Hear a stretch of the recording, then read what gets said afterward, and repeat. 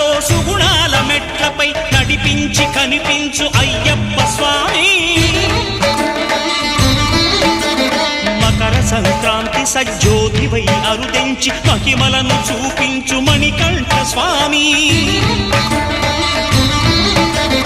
కర్మబంధము బాపు ధర్మశాస్త్ర